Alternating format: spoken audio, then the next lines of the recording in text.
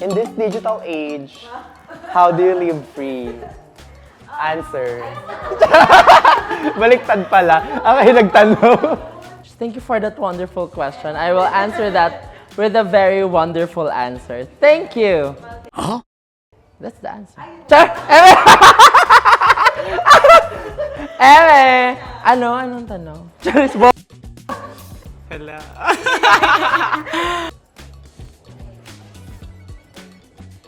In this digital age, I've always used content creation as my way to express myself. And I've always been very unapologetically me with my videos. Social media allows us so many avenues of self-expression, and I really take advantage of that, I guess, in terms of, being on Instagram and on TikTok. We live freely by creating safe spaces for the queer community. At the forefront, I believe, is Mega and many other institutions that uphold the creative and licensed freedom to show ourselves. Actually, isa siyang medium. Isa siyang medium for me to express myself more, to explore on what's possible, kung saan ako nakamargin, na gano'n. Actually, everything is very accessible. Lahat pwede nating i-share tungkol sa buhay natin. Everybody has access to everything, and everybody can catch glimpses of how people's lives are. So In this digital age, I think it's my creativity, that makes me live free. And with social media and everything, the most important thing is to be yourself. No, there aren't really any rules to how you present yourself online. Siguro by being more present sa social media and by being my authentic self.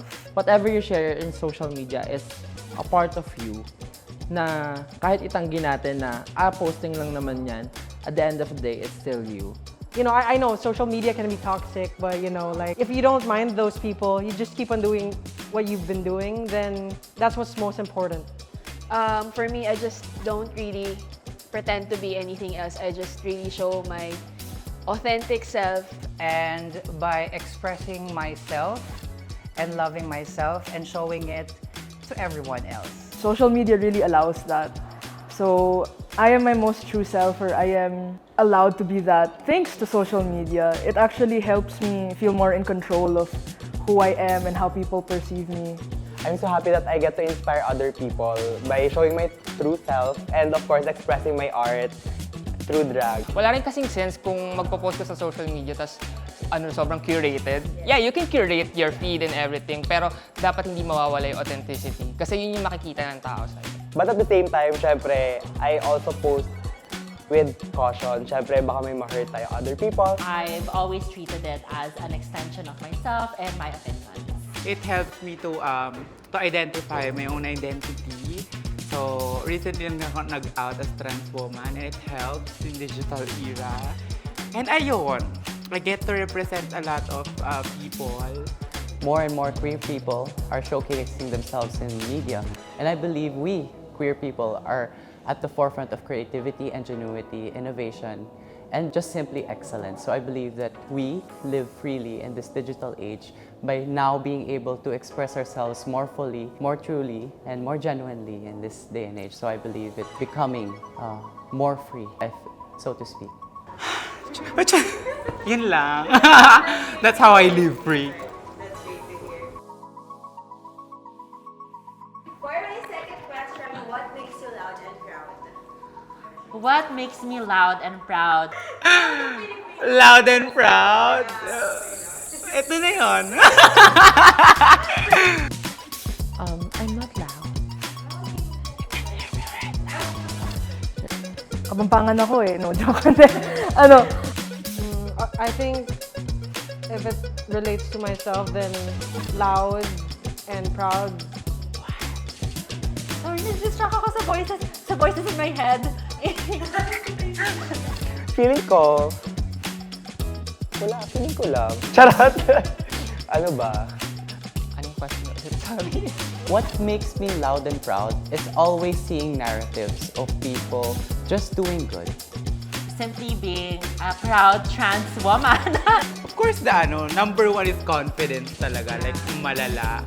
Maybe I'd say my style, my own personal preference. Ito na, ito seryoso na to. Ito na kasi. Be, Binaya yung fourth part. Sabi ko nga sa lyrics ko sa Drag Race Philippines, sa Pop of Ate, it took me years to finally love this. Be, sa dami kong pinaghirapan sa buhay, hindi pa ba ako magiging proud?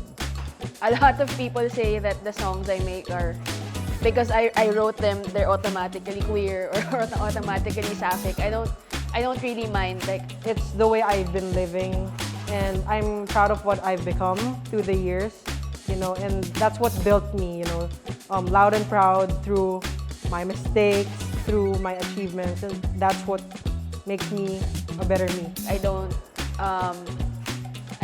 pretend that they're anything that they're not. My songs are my songs, and they're all part. Like, a piece of my heart is in all of them.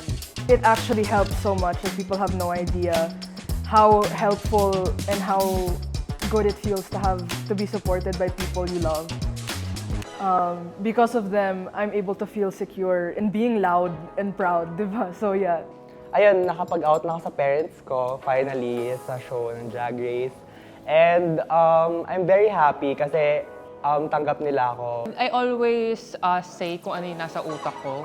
Gusto ko nakaka-share ng knowledge, ng mga experiences, especially ako from the queer community. Sa online, nag-share ako ng mga stories ko, ganyan. Para syempre, pag may younger generations na makita nila na, si Kyo, hindi siya iniisip, hindi siya nagpapadala sa mga sinasabi ng ibang tao. I've always lived authentically and unapologetically. Isang beses ka lang mabubuhay, hindi ka na pwede malungkot. So, ayun, it's more freeing. And now that I do, I may say, let's do this. So, now that I love my body, sobrang minahal ko siya.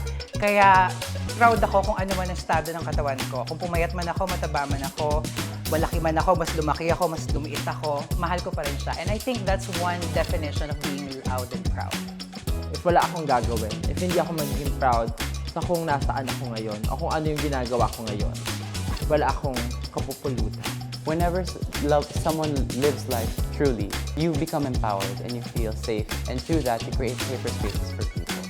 So I think yun talaga yung pinaka nagmamatter is you see people that you could look up to for the next ones, di ba? I'm very proud of the community kasi syempre ang daming creative sa community, like ang daming talented. I always recognize that I stand on top of the shoulders who come before me to see the horizon and to carry the next one above me so they see the better horizon.